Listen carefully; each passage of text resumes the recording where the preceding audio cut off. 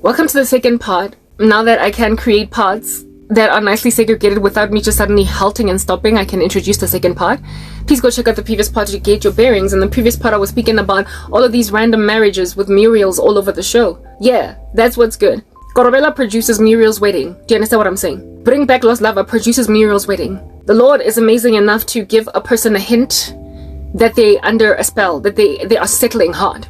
They have everything they need in order to make a difficult decision, but it is a lot less difficult than divorce. Understand, to make a decision to basically abandon the venue that you've paid for 50% deposit that thing is far easier than divorce papers, emotionally and likely even financially. And also given, human beings that have been created in that joint as well.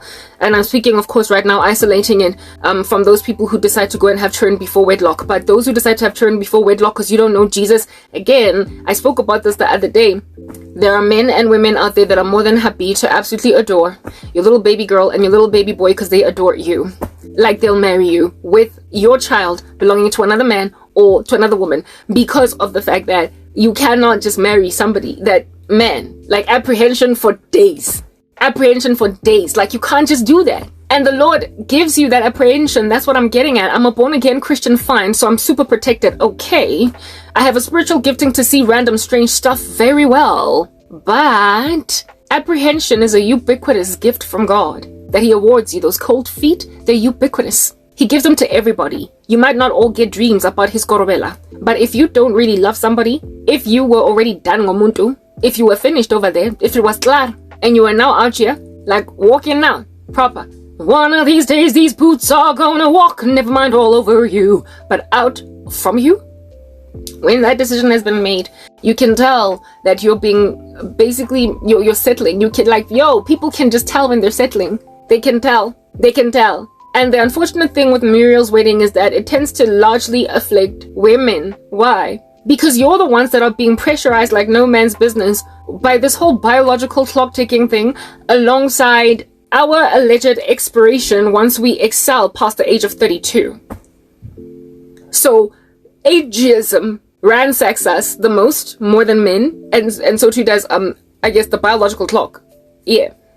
Our alleged declining fertility from the time that we turn 35 makes us Muriel's husbands. Yo, guys, y'all are gonna get hurt something bad. I speak at length against ikorobela in my ministry precisely because of the ramifications of it in the long run. Like, the spiritual ones of that, and long run, really, at this stage, I'm speaking eternal run. Sometimes the run is eternal. Like, a bad marriage to a wicked man or a wicked woman can condemn you. It can condemn you. The scriptures are clear that the feet of an immoral woman lead to death. So men that marry the Jezebel, it can condemn you. And women, it is written in God's word that the earth cannot bear up under an unloved woman who gets married. There are ramifications to lenyalo that is when you don't deliberate ever so lengthily prior to your marriage as to the pros and cons of this thing, entering into it and then reach a sound conclusion. When you go in, you are going to find yourself strangely going through with Muriel's wedding. That's the first oddball. The fact that you are going through with Muriel's wedding. The love of money is the root of all kinds of evil. And many who have wandered after it have pierced themselves with many pains. A lot of times, people finish weddings that they ain't filling, per se, because of money. Why? Maybe because somebody that you're marrying has a lot of it. Or because you've already invested so much. Like these chunky, big, fat, like Greek weddings, I use that because it's the name of a movie, are expensive. And you also have to call very many months in advance sometimes to get those venues. And you got to put down deposits of which they tell you if you cancel if you cancel within this range of time, we're going to take 25% of your money, or we're going to take 50% of your money. You're not going to get all your money back. Yeah. And so people think about the 50,000 rands that they're going to lose because of the venue. They think about the bespoke dress that was made by a tailor that costs 75,000 rands, and they don't want to have to basically part ways with 35 grand of that 75,000 because of the fact that they are now no longer getting married. Or they don't want to, you get my point. The time invested. the food that you order, like, guys, the ones who are with especially hard, not cold feet on their wedding days, with them, it's never mind loss of 50% of the deposit, but it's all of it, because this is the day, girl. I've seen, you know, Mariah Carey has this song called We Belong Together. Na na na na na na na na na na na. We belong together, baby. When I lost you, lost us, and I mean you get so. The music video is about this very phenomenon.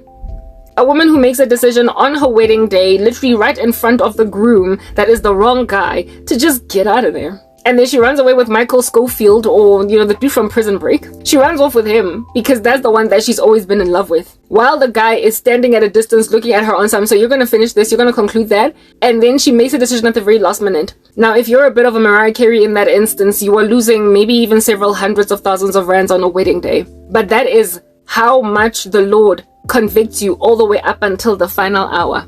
All the way up until the final hour. Like all the way up until the I do. He says you can get out all the way up until that disappointing moment, but he tends to have given you a lot to run with in the run-up to, so you don't waste all that money, so you don't lose all your deposit. But the longer you wait, the more losses there are, and also the more likely that you're going to be afflicted with vitriol. You're going to hurt not just the guy, but his family. You're going to embarrass not just the guy, but his family, or the girl.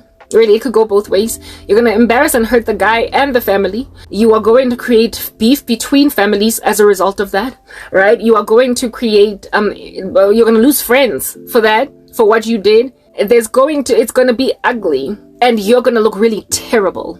You're going to look trashy. You're going to look bad in comparison to the one that was left at the altar. But the Lord gives you all the way up to the altar, because once you tie that knot, it's exactly that, a knot. Understand, you are trapped in it literally for eternity. Why? Because it's an eternal covenant in the sight of God. And the only thing that can separate you from that man or that woman is death, that can legally allow you to marry another man or another woman. And if this person doesn't die, you then band yourself, tie yourself permanently to the status of an adulterer or an adulteress. You make yourself somebody that the Lord will never ever regard with favor because you are remarried. So, I mean, just the potential for the eternal ramifications of that I do at the final hour.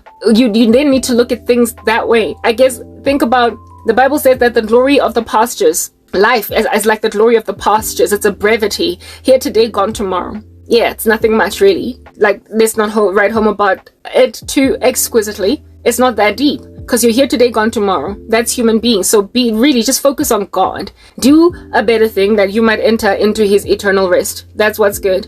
Yeah.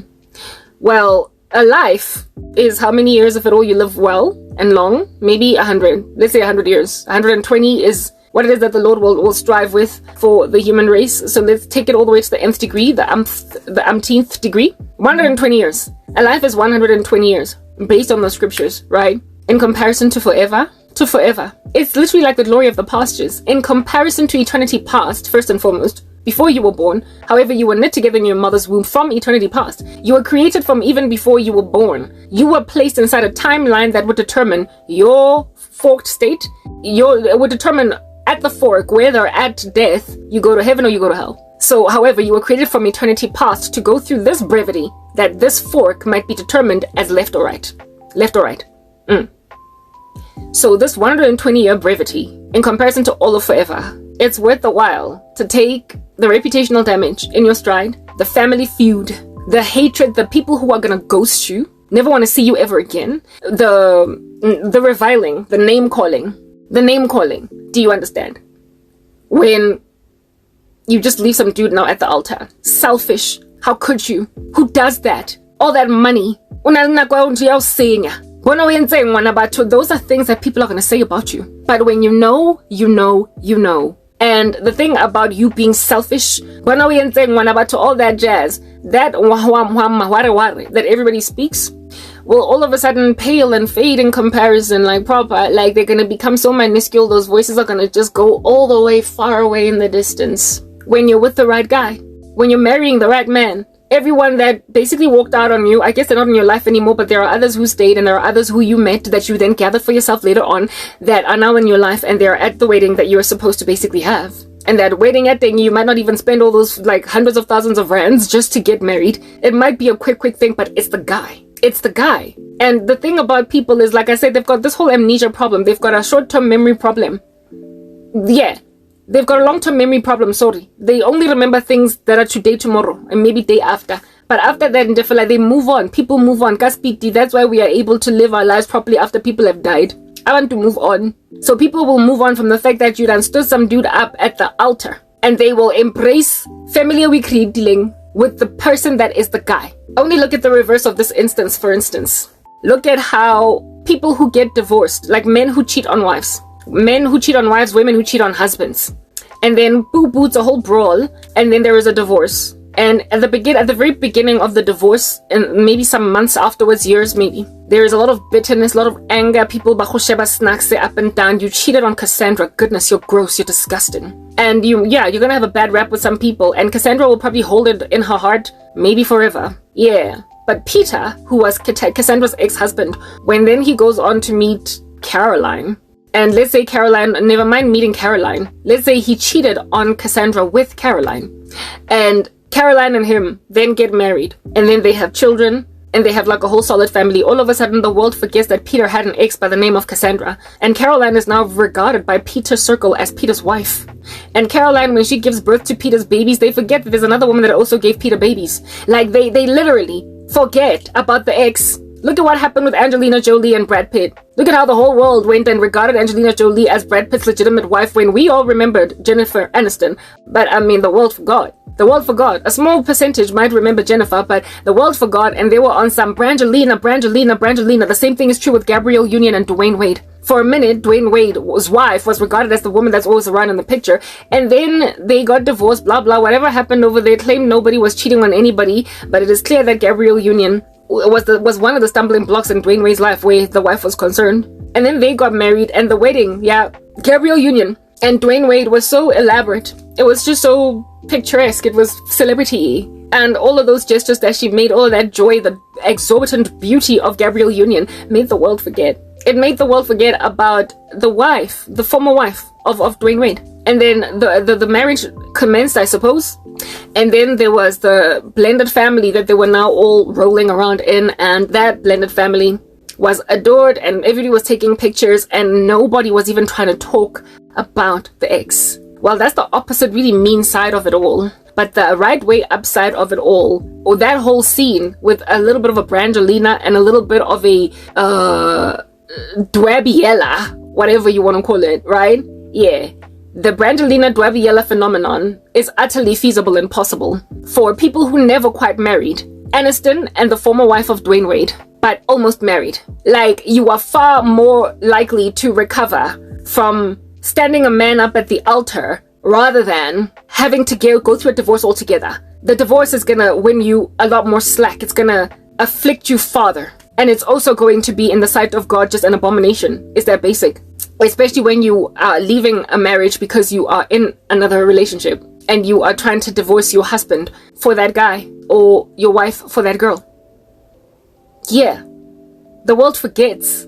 And so because the world forgets, those of y'all who are about to enter into your first marriages and you are apprehensive, you got those cold feet, get out. Even if you will initially have somebody throwing potatoes, bananas at you, all different kinds of vitriol, calling you all different kinds of nasty stuff, and you know how about to, when they speak smack about you, especially in the black community. Man, you gotta protect Gabriella. You don't have your own car, and so when you're looking, they will talk about you like, yo, Karabo, so much, so spitefully, and to think all the things that Temba did for her, to think o spendile his savings on all that. She did not deserve him. And from what I understand, she was busy flirting with some colleague officing. That's what caused all of this. So the S word, description of a woman's basic sexual proclivity. Yeah, that made her do this. also broken hearted, and whatever bounce back the way that basadi ba bounce back ka teng. So she might have damaged him for life. I mean, and some of them as well, people not even severing you. They're not severing you this time. They are telling you to your face because they're that upset with what you did. It'll sting when people are speaking smack about you, especially in the black community. We are harsh with our words, and in the language it's especially piercing, it's especially taxing. Do you understand what I'm saying? Kunzima. It's hard. Kodwa. Abantu bayakhohlwa. The human race is fickle, guys. We are a fickle conglomerate. Do you understand what I'm saying? The human race is fickle. And because the human race is as fickle as it is, they will forget. Bazokhohlwa. And in Otemba wakona, that they all initially consoled. They're going to be like, at some point, so everybody gotta, go home after comforting the bereaved. After comforting the mournful, we gotta move on. Just like Vele with funerals. You know how everybody's out there in the week running up to Lifu, comforting the family, but after that, empty. Tumbleweed all over the show. The house is now quiet, and that's when the mourning sets in, because people are not always like, how you doing? All right. They're not busy sending you little casseroles and bringing you baked goods. Nah, this time around, ba movile on, because bahu tu si tsebeke fitil. Yeah. Well, their solace and their comfort for Temba at your expense, or for Binky at Temba's expense, is going to simmer down too. It's also going to simmer down. Y'all need to, you need to realize that marriage is a legacy. It is something that you start, basically building the blocks of it from the beginning of your life. And it'll last for the rest of your life if the Lord will grant you longevity, in the sense that he will keep both of you alive. You will grow together old. You will see children grow. You will watch, what is this? You will watch children grow. You will attend weddings of children. God forbid funerals. You will attend weddings of children. You will take them to school, universities. You will attend graduations. You will spend life with a person that you are monitoring the growing lives of people that you created. And you can't do that with a person you don't like, guys. You cannot do that with someone you kind of cringe when you look at them walk right past you. I mean, relationships are sappy that way. Y'all can agree. When you're in a long-term relationship with somebody, there comes a time when even the direction of yawning that he does, Kenya, everything just irritates you when initially you thought everything about them was super cute. Those are things that people have to deal with in marriages. And so if it's somebody that really, from the very get-go already his yawn was annoying you, but you married him anyway, it starts to agitate you even more because you were never that in love with him. When you're very much in love with a person, their snoring is like, goodness, Tom, whoa, man, you need to go and see a snoring specialist or whatever. Or you make it a joke. You make it a joke because at the end of the day, wamorada. But when you don't love them, even more so, is it just going to be extremely irritating to you that he snores.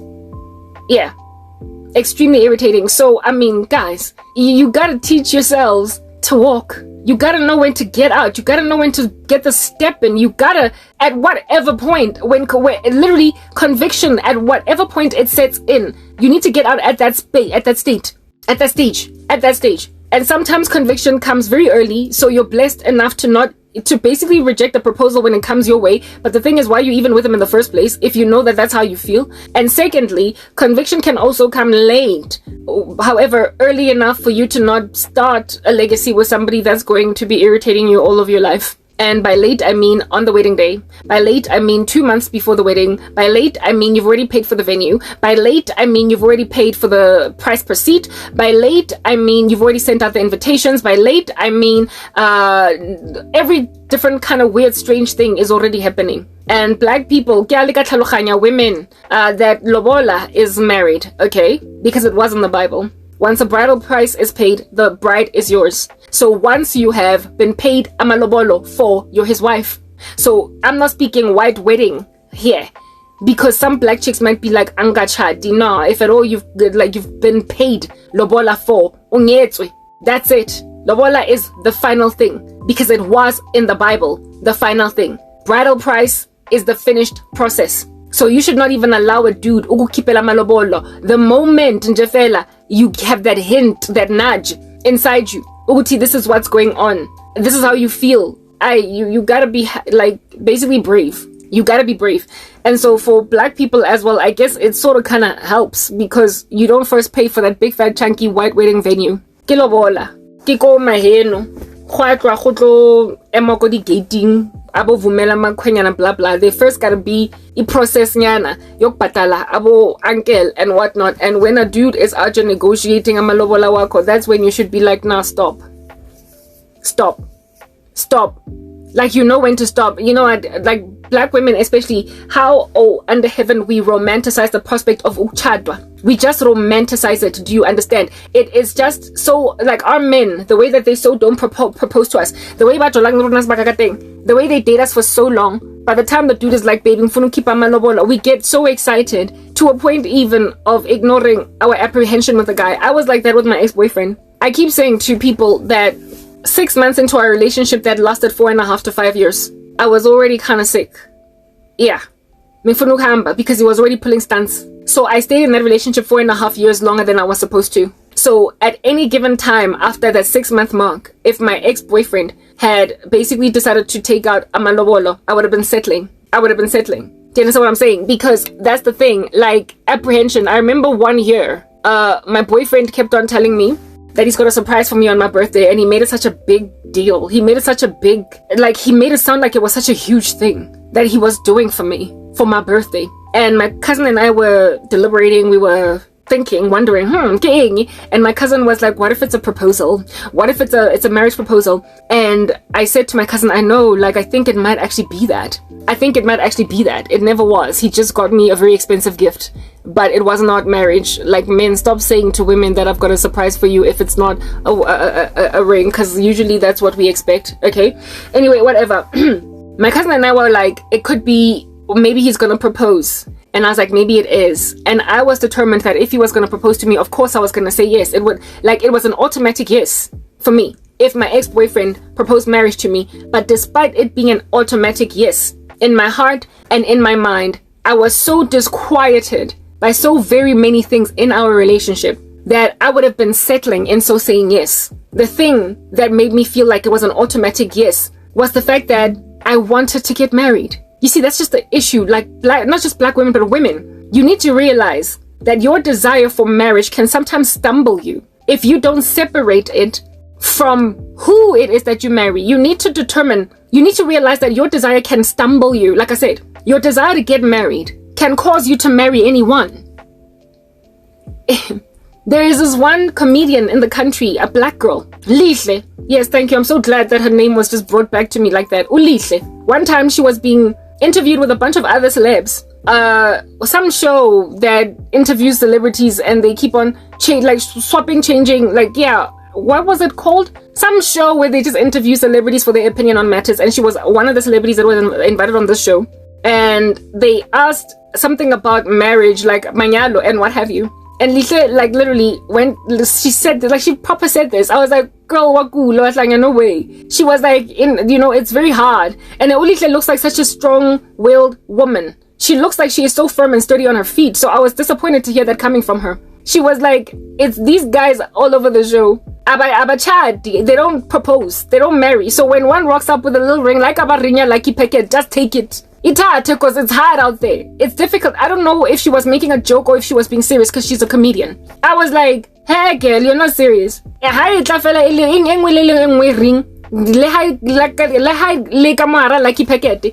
guy because about proposal. Yeah, the very mindset of Lihle is the thing that stumbles a lot of women, knowing that you want to get married. And so therefore, and that's why you should not just recreationally date. That's why y'all need to turn your lives over to Christ, that he might help you understand what it is that you ought to expect in a man. And on top of that, date intentionally. In other words, known as courting. Enter into chats or discussions with men with the intention of getting married, and not merely just having some drinks, not merely just having a night out for fun. You have to determine for marriage, and you also need to only allow men that are that serious and happy to put that best foot forward and let you know what their intentions are from the get-go. Otherwise, everybody else is wasting time. Recreational dating ought to be off the table altogether. And on top of that, sex before marriage, it must just be outruled. That's why you need to give your life to Christ, that only godly men will pursue you. And whoever it is that you allow to enter into your space will understand himself as courting you and not merely just going for drinks. There was a guy at MTN that I dated briefly. The only Christian man the first guy that I dated as a Christian 2 years after my breakup from my ex. I dated him for like 2 months and we broke up because of that random rubbish. He was not even, I already told you the story about this guy. It's like I was giving him a quiz on the weakest link, asking him what his intentions were for me, because he pursued me knowing I was a Christian woman as a professing Christian man, and he did not come with all of his ducks in a row. He did not put cards on the table. He did not do any such thing. He was trying to date me the way that I've been dating all my life prior to Christ. It was just unacceptable. Going to Ocean Basket, having some fish and coming back home. What are we doing? What are we talking about? What are your plans? You need to when you court a woman, you basically interview for marriage. You gauge at all, if at all she is the right one, and she gauges if you are right. Because you talk about things that are relevant for a future with a person that you're going to be building a legacy with. You speak about such relevant matters. Life goals, like futures, what you're going to both do, what your interests are, do you think they're aligned, and could this work together in a union? The two of us really like just do this in a union that is a marriage, and then foster or build a family with that foundation. That's how it should be. And when it's not like that, those are alarm bells that should just be ringing and ringing. And so you know basically what it is that you're dealing with from the get-go. But when you just date in the world, recreational dating creates this thing of marrying whoever will propose first. That's what recreational dating does. Courting, you enter into it knowing that you are interviewing, I guess, a couple of candidates maybe. It might just be one, because you hit a bullseye the very first time around. But it is literally like an interview process in corporate, where you first go for the first interview and then a psychometric test, and then you go for a panel interview, and then they only choose one candidate. It should be like that, but not always. You could be dealing with just one guy the entire time, but that one guy does go through the first interview, the psychometric test, and the panel, and then he becomes the only candidate that ultimately marries you. Or it could be 2 or 3. It could even be 4. And with all of these 4 people, you are literally gathering data to figure out if at all he is aligned to what you desire. And of course, your feelings. You gotta have feelings. You gotta be all in. Your heart gotta be pounding for this person. You gotta be mad in love. You can't just marry a person because they do this and they do that, etc. But in the 21st century, unfortunately, this is what a person has, and so it's likely gonna work out for me in the future. Guys, women need love. And women, when you put yourselves in a marriage where there is no love, you are messing with that which is your default setting. Men need respect, and if you don't insist on finding a woman that can do that for you, you're messing with your default setting. It's that basic. You're messing with your default setting, meaning you're going to be agitated as a man with old school values, settling for these slay queens. You're gonna frustrate the living daylights out of yourself, and women are also gonna frustrate themselves settling, knowing that their default setting is a strong desire for love. You're going to find yourself very frustrated when your default setting is disrespected by a guy that withholds affection. You know how they do that in the black community? They withhold affection, full of reverse psychology, not trying to say they love you first or fast, not trying to make it clear how they feel. Goodness gracious, it's so bad that black women are always out here doing songs of that nature. Tony Braxton's Just Be a Man About It. Like, they sing all these songs complaining about how it is that guys are just not showing feelings. They're holding back. And like, there's like a whole misogynistic man cave that has clubbed around the premise of not giving women what they want. Don't blow their heads up. Don't toot their horns. Do not let them know how much you feel them. Let them grovel. Let them beg for that first I miss you. There's like a whole camp of men that think that that's how you handle women. And if you allow yourself to get married to a man like that, you will forever be withheld from praise. You will forever be held from affection. You will forever be held from like that which you need as a woman. You will be parched. You will be starved. You will be famished. And that is a recipe for an adulterous affair. A recipe at disaster. That's what's good. But women are just taking nonsense. Lots of it in their stride. I guess men too. But right now, I'm trying to speak to some females. Like Muriel's wedding. It's just unacceptable. And I'm having this discussion right now because I am pursued by Muriel. I'm being pursued by Muriel. Gangani. A person that's going to be beaming, smile from like waiting cheek to cheek, looking like the Joker on a wedding day where I am never mind apprehensive, but just entirely grossed out. So I gotta talk about it because it's an issue all across these streets. It's a problem. It is a whole thorough mistaken walk-in that people need to avoid with every bone in their body, because a marriage is a legacy creation. You are building a future with a human being. For crying out loud, you're making other human beings, and these human beings are going to honor and favor your union together to a point where when you break up, they are going to have some pretty vile opinions about that breakup. Kids are going to be used by the devil as well to just frustrate the living daylights out of you because they have got very high opinions of their parents, even when the individual parents have no respect for each other. You can't just run head first. What in the world? Put your head in the sand like an ostrich when you're dealing with an issue of that nature. You can't just settle, guys. Anyway, whatever. Okay, let's guy. I don't want to lose my train of thought. But what I'm trying to explain to you, yes, I was saying recreational dating, not recreational dating, but the desire to get married, that a lot of women just kind of automatically carry it. They have it like just from the moment they are children, they're already fantasizing about their wedding day. Yeah, that can, when you are recreationally dating, when you're just dollaring, experimenting, testing the market, just to go and eat some chicken at a restaurant and see a movie and go partying together and go to picnics and jazz festivals and what is this, like to the neighborhoods market and to like flea markets and wine tastings and basically all that which a couple can do.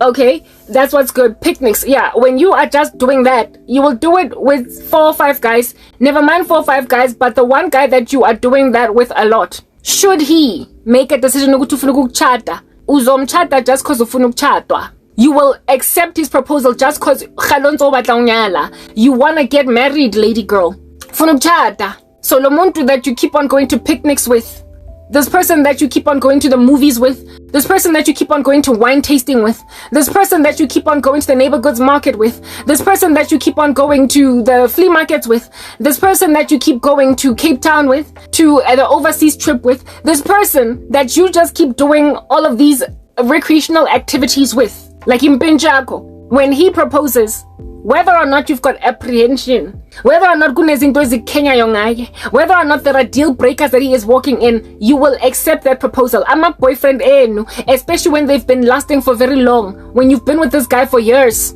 you default the fact that if he proposed uzomchata, guys, you all know that. It's a default. It was like that with me, with my ex-boyfriend. If that guy had proposed marriage to me, you must understand why would I say no. For me, it was like, I'm spending all this time with you.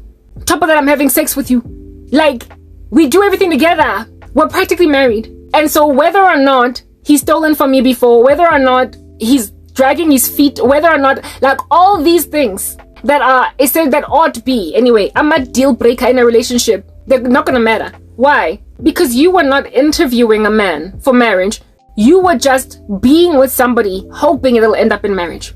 You were just exploring these streets. Guys, how can I describe this? It's like thinking of the interview process to get a job, go corporate South Africa. Imagine if your boss went to like what do you call this thing? Imagine if your boss went to a conference. Yeah. Imagine your boss going to a conference and at that conference is made to sit on the same table with like 10 other people. And then she gets along quite well with one particular chick at that conference.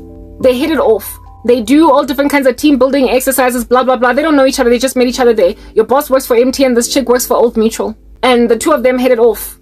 It's a conference for business people that want, I guess, to get this particular information. And after all the activities, they like each other quite a bit. However, your boss, does not fully know this person, and there are a couple of things that your boss is not quite content with, but she's good people's. And then let's say that conference is like one of those weekend conferences where it is that you sleep over at a hotel, you sleep over at a venue, at some rondavel joint. And so they spend the night there, toasting, cheering, drinking some wine, laughing, get along like a house on fire. They basically become fast friends. And then on Monday morning, after your boss comes back home and whatnot, Monday morning, next to you, there is some chick sitting, and the administrator of the team is told, please order a laptop, and an access card, and this because this person works for the company. This person now works for MTN. This is our new program manager. And this chick is just sitting next to you. And you are like, oh, okay, what's your name? Diana. Hi, Diana. Cool. So where did you work before? Oh, I was just yesterday, like just last week on Friday, I was at Old Mutual, but I made a decision to move to MTN. The last weekend? For real? Oh. And then you ask the boss, in private. Boss lady. So Diana, she seems like good people. How did you end up at MTN? Oh, I just said that, like, you know, after we parted ways after the team building, that she should start working for me on Monday.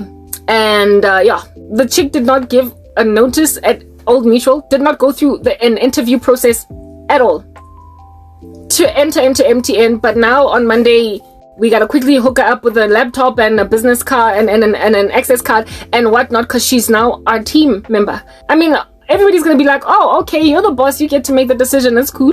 And it's gonna be a surprising way that this person just suddenly started working for MTN, but it would not have gone through the proper channels. And so when then my boss starts to get, like, the boss lady starts to get, you know, they start to have a fight, they start to not like each other, they start to not agree. That's when then it's gonna be like, Gresham, I didn't even want you. This was what was irritating about you. I was not quite comfortable with it. They did not discuss these things in an interview. How do you deal with conflict? How do you deal with risks? How do you resolve issues? None of that was asked. And so you did not make an informed decision as to whether or not this person would be a proper fit. You just ran on the fact that you got along like a house on fire. But everything else about this person, you only find out as you are going through the modes. They already are working in your company, and you are now finding that you hate the way they resolve issues. You can't stand their risk mitigation strategies. How in the world under heaven, like, what were you thinking? And then, like, it becomes a very ugly, messy breakup. That's how y'all get into marriages. Like, you just get along with some people out here in these streets. I mean, goodness, I don't know how many people I've gotten along with in my life that I was high-fiving after meeting them for just 2 seconds. But, like, over time, things just kind of did not work out, because you came to learn that this was not it. So when it comes to marriages, they ought to be interviewed like ending up working in a job. You gotta interview. How do you resolve issues? What you need to make? You need to basically not run on just feelings. You know, you gotta run on the potential to actually build a legacy with somebody. And that's why courtship is important. In life, you meet lots of people you get along with. And in life, you have lots of crushes on lots of people, some of whom actually ask you out, and so you could date them. But in life, the person that you can actually spend life with, that's rare. That's rare. That's rare. And that's why it's worth a while to interview some people. That's why you don't just run on feelings. And that is also why you don't just run on your own desire to get married. Because then you will accept the proposal of the person that you presently are getting along with. That's exactly how it is that marriages end up, guys, happening if you think about it. You start dating from the age of, 15, 16?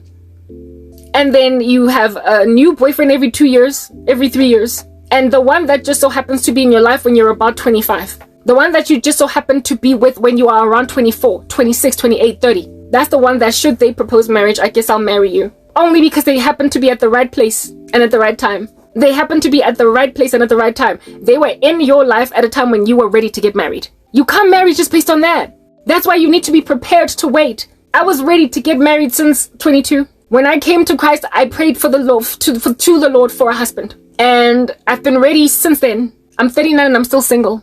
Why? Because ain't nobody ever passed the interview so far. I tried to be courted by some dude called MTN. We lasted 2 months because, goodness, he fell violently short. And then this guy from America also fell violently short. The statistics of which were just obvious that he does not make sense for me. That's what courtship is about. But women, a lot of times it's ladies that do this. You just accept proposals coming from boyfriends just because he's been your man for 4 years.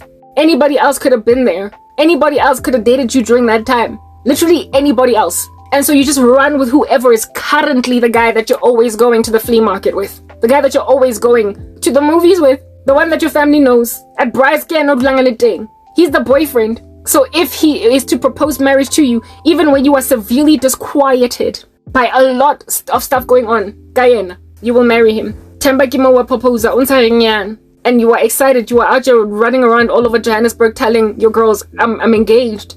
Good for you, girl. Like, good for you.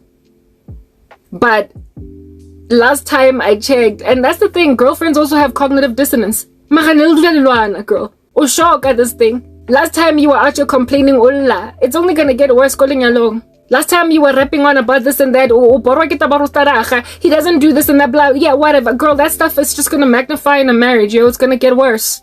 It's gonna get worse. I was gonna go and marry a man that I had complained about so much to my friends. I had this one friend that was a little bit of a, she could scratch some eyeballs out. She was very protective of us all.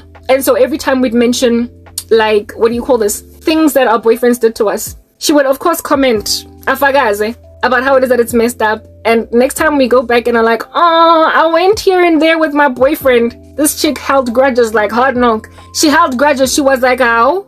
As long as Antoile happy. Yo, it's like, girl, come on. Like, we patched up. We spoke, we fixed it. But she will still be like, oh, okay, sham. And she will have that look on her face like, why in the world are you still with that guy? Snacks going now, you know. And she was a party pooper. She was a mood dampener. She was the kind of chick to tell you, only flailing a ring on some, I'm getting married on some kena. Yeah, the one all on a busy pinky. She was like that. So if at all you did not want your boyfriend, all of it, if you wanted to hide the flaws of your man, if you wanted to essentially peacefully be in a relationship with your boyfriend when you are happy, you needed to be around that friend, prepared to keep your mouth shut even when you're unhappy with him.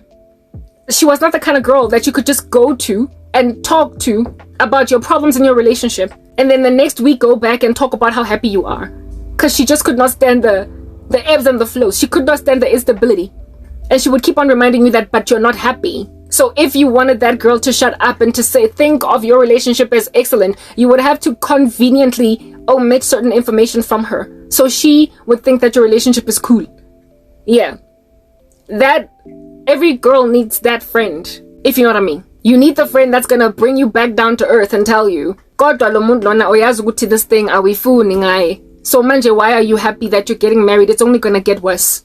It's only gonna get worse. Unfortunately, that same friend, you know, like, yeah, that's the thing. Backstabbing, betrayal, witchcraft, all that jazz. Like, can't you just leave relationships alone? Can't you just leave people to be happy with one another? Don't you desire wena ukujabula nabangani bakho nama lovers with your husband? Don't you just want to be happy? But when you keep on bewitching each other, even your virtues lose their je ne sais quoi. You can't just marry people because they're your boyfriends for now. And that's the reason why you can't just continue to keep on getting boyfriends and stuff.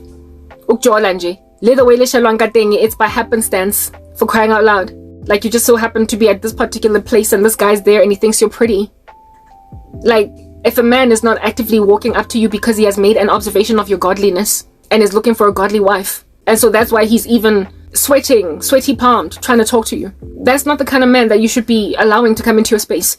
Dating or courting is just so easy when you're in Christ, because you know exactly what you want, so it weeds out a lot of rubbish. It extracts a lot of rubbish out of the room, and it also gives you an interview process that is responsible, and so for those reasons you can make an informed decision. And of course, nobody is perfect, but everybody knows what their deal breakers are. Everybody knows what their deal breakers are, and when deal breakers are present, you need to move on before things get too extreme. And everybody in question needs to be aware that this is an interview process, and so it could go both ways. It could go any way, any direction. So there should not be any expectation. You should not be expected to settle when you're being courted. You should not be expected to automatically accept a proposal. And you also ought to be happy to announce very early when this can't work, that people might be let go from continuing to hope early so they can heal and try again somewhere else. But in the world, you just date, you have fun, you go, you like, I used to, when I was younger, I used to struggle with singlehood. I used to struggle being alone. So I would sometimes date the first guy that would come and ask me out just after I've gotten out of a relationship, because I just did not want to be alone. That's the kind of stuff that can cause you to end up accepting a marriage proposal from a person you're not even in love with. Especially when there is somebody in the past that you've been more in love with. A lot of the people that are married today, when they were kids, when they were younger, there is a man or a woman, a guy or a girl in the past that they loved more. But they ended up married to this guy. This guy. Why? Because he was around when I was 26 and he proposed to me. So now he's my husband.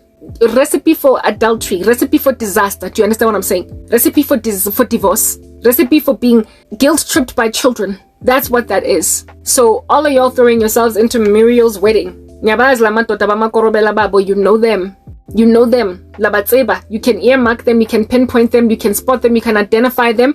You can call them out in a lineup from a mile away. You know when you're not happy. You know. All the guys that you were compromising, settling with, that you dated in Jeffela because of Boregile. Ungaba call out in a lineup, one after the other, all of your exes, if they were to chill in that like police lineup to go and find the criminal. ungazi ukuthi uJohn, uJabu, uThemba, no Reggie. I didn't like them. I just dated them because, you know, it was fun. But I liked Spusiso. I was absolutely madly in love with Tebogo. And Tepo, I liked him, but I knew that it was not going to last. And then you look at a little bit of a Jonathan, and Jonathan was the one that, whoa. Like, that was the biggest passion you've ever felt for a man. And Jonathan is in that lineup glowing like that, and yet you're out here married to Reginald. That like proper. Guys, that's what's happening to you. That's what's happening. You can identify when you are not that in love with a guy. And with my ex-boyfriend, I remember I used to say in my heart when I was dating him, Uguti, but I loved my first and my second boyfriend more. I did. The passion in my heart for them was far hotter than this. And why under heaven am I not quite getting that again? I thought that I could never feel that ever again. Like very strong feelings that are just a whirlwind in my heart. There were 2 guys in the past that I had felt that way about. And the guy that I was with for 5 years I loved him, but it did not compare. Not even in the slightest. But I was going to marry him. If he had proposed to me, I was going to marry him. When I came to Christ, I got down on my knees and I was like, Father, I know I wasn't supposed to date as a teenager. I know I wasn't supposed to date to have sex before marriage. I know I wasn't supposed to do all that. I went on right ahead and tasted forbidden fruit. Like proper, that's what I did. I wasn't supposed to do that. But please have mercy on me. I want to be in love very passionately. And I have made an observation that ever since my first love and my second love, I have not loved like that since. I have not loved any guy like that since. It's just a problem. And I don't want to marry a man that I don't feel that kind of passion for. I know I wasn't supposed to do that, and likely it messed me up. Maybe it broke me. I don't know. Maybe I can never love again because I expired my love then. But just in case that's not true, please have mercy on me and restore me to that kind of passion. I just want to be very in love with my husband in a way that is frankly faint-worthy. And I did not feel that way about the last guy that I was with. Even though I did love him, I cared, I just was not passionately in that with him. I'm asking very much in love. That's it. Can I just be in love? I just want that passion. I'm sorry I squandered it when I was a kid, but now that I am a new creation in you, again, that's all I'm asking for. Just to have that level of passion so that I don't feel as if though I'm in love with my husband, but there's somebody that I've loved more. Can I not feel in my marriage like I love my man, but I've loved this particular ex more? That's what recreational dating does to you. It makes out of your husband something you settle for because you can't be with somebody from 2001, for crying out loud. So why under heaven are you accepting that? Because you will ultimately, like the prayer that I prayed to God, that please make sure that I really, really fall heavily in love with my husband so that I don't feel any regret about having basically experienced that kind of love that I will never feel again in the future. There are people who imagine that I guess it was just teenage love, it was that passionate as teenagers and it's not coming back. And then they meet it at 42, married to Jabu. You literally find that kind of passion in your heart for some dude that's somebody else's husband. For some dude that might be somebody else's husband in the sense that he's divorced from his ex-wife and you're married. Or you are both married and the two of y'all are cheating on your spouses with each other. And the passion of that relationship is just like what it is that you felt when you were a teenager, evidencing that the Lord can restore to you that kind of passion insofar as you give it to Him. If you give yourselves to Him, He can bring it, because if that spark can dwell in you and your lover, your adulterous lover, it was possible. And that's what causes you all to divorce each other and then marry those people. Go on right ahead to marry those people. A passion that you've never felt before, or at least you haven't felt it since you were 17. And here it is that you are now 42 and you are feeling it. It means that the Lord could have given that to you if you had just waited. If you had just waited. You're literally marrying people that you have flatlined to. You have flatlined. You don't have that many feelings. You don't have feelings anymore. You're just going through the modes and you marry him. You're going through the modes and you marry that. You're marrying something that you're going through the modes with. You're going through the modes, guys, and you marry the modes. What the heck? Like, what are you doing? That's the kind of stuff that causes adultery. It's the kind of stuff that causes remarriage. There are too many people that are not Christian that are caught is the kind of stuff that causes marriage and remarriage, divorce, all that jazz. And with that level of insanity in the cosmos, people are going to hell, guys, in their numbers. Literally having passed away, happily married to second and third and fourth wives, because they just ignored God. They ignored Jesus. You allowed yourselves to live lives of adultery. Guys, you know, like King Jacob walked with a limp after fighting with God all night, begging him to bless him. And he blessed him, but not first before giving him a limp. I keep saying that you have to be prepared to take a limp in your stride. Take singlehood for the rest of your days. Or take singlehood for up until the age of 63. Then your ex-husband passes away. Then only you can remarry somebody at 63. Like, literally take it in your stride. Because if you don't, you are sinning against God. And it's the very thing that also causes women to be very embittered against me. They can't stand me. They can't stand it when I say this. But this thing that I'm speaking now, they had the same convictions at a time before they made the mistakes that they made. When we were all 28, 29, when we were all 27, 26, we had the same convictions. We had been dating guys for very many years. And we knew we wanted to get out. My former best friend was like that. And I was the only one that actually did get out. I was the only one among them that stuck to their guns, that made a decision to leave a guy that I needed to leave and stay gone. And bring back lost love and never worked on me because I gave my life to Jesus. That was the difference. I gave my life to Jesus. And so the spells did not work. My ex-boyfriend would have only been doing himself a disfavor by insisting on marrying me because at some point we were going to get divorced. I never cheated on that man throughout the relationship when we were dating outside of, I guess, marriage. But I'm not sure if I wouldn't have cheated on him as a married woman. Because my head was always in the sky looking for something else because I knew that was not it. I knew that was not it. So I was prepared to leave him for another guy. But when you're married, what does that then become? You commit adultery. My ex would have been the right guy if he had just stayed the right guy. But like I told you, he dropped the ball, and quite violently within about 6 months of us dating. And I was frustrated the rest of the time. And I stayed there for 4.5 extra years. The whole time of which I was like, I'm going to end up with another guy. And so I was free, basically, to be pursued. I was with a man, but I was literally looking out for another one. There was a guy in the time that we were dating that I was crushing heavily on adverts. That guy did not do what he needed to do, and if he had, it was over for my ex. There was also another guy at a different time that I was heavily crushing on at work, go MTN. And the one that I was crushing on heavily, go MTN, was the one that I ended up thinking would be my future husband even after coming to Christ. That's how much I liked this guy. And if that dude had at any given moment basically rose to the occasion, my ex was like a burner phone. Gone.